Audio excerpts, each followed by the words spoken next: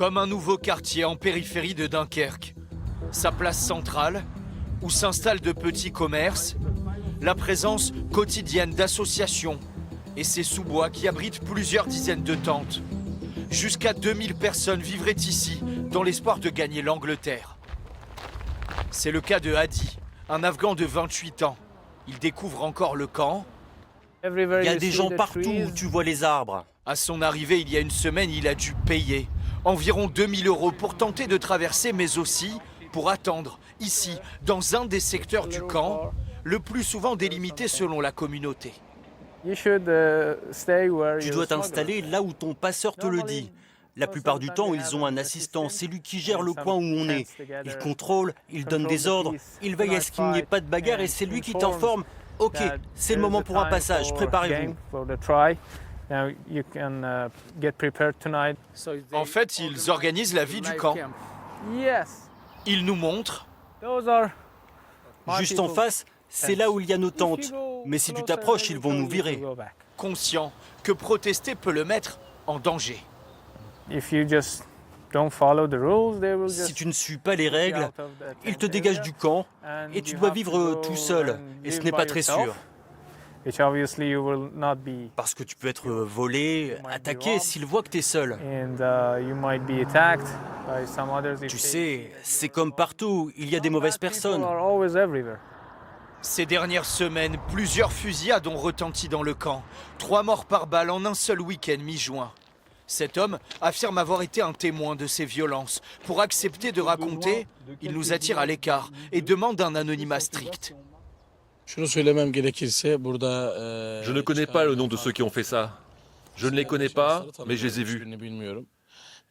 Il y avait 2 personnes en conflit avec un passeur et ils sont morts pour ça. Tu sais, la cause de tout ça, c'est l'argent, et encore l'argent. C'est tout ce que je peux dire.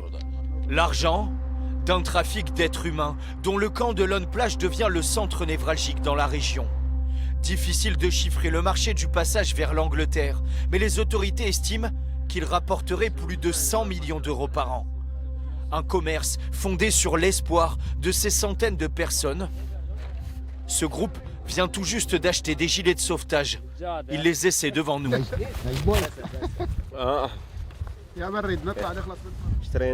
Ça, c'est pour pas se noyer, mais on ne sait pas quand on va pouvoir partir. Ils attendent le signal d'un passeur. Mais depuis plusieurs jours, un vent trop fort empêche les traversées. Ces familles quittent donc les lieux, bagages en main, vers les hébergements proposés par la préfecture. Pour ceux qui restent, comme Mazir, un Iranien de 35 ans, la vie dans l'insalubrité du camp. Bienvenue dans la cuisine.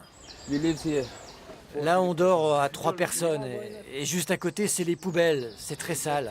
Il y a des familles et des enfants qui restent là. C'est pas bon. Dans le camp, il faut aussi composer avec la patience et l'ennui. Ici, seules les distributions de nourriture rythment les journées.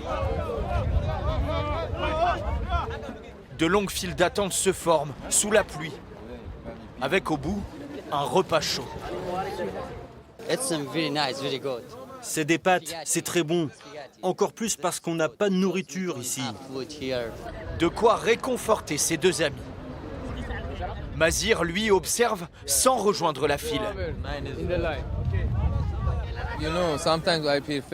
Parfois, je préfère ne pas y aller, rester affamé. C'est parfois mieux qu'attendre ici 2 heures.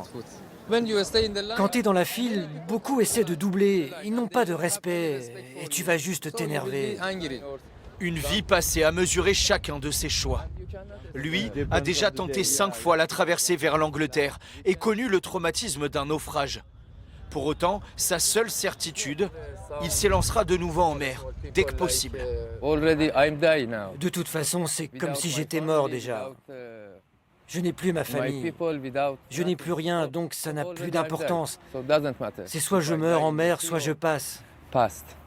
Je vais réessayer. S'il faut encore 10 tentatives, j'en ferai encore 10, mais je passerai un jour. Le rêve d'Angleterre, qu'importe le risque, qu'importe les tensions, les conditions de vie, dans ce camp de Lone Plage, où transitent des milliers de personnes chaque jour.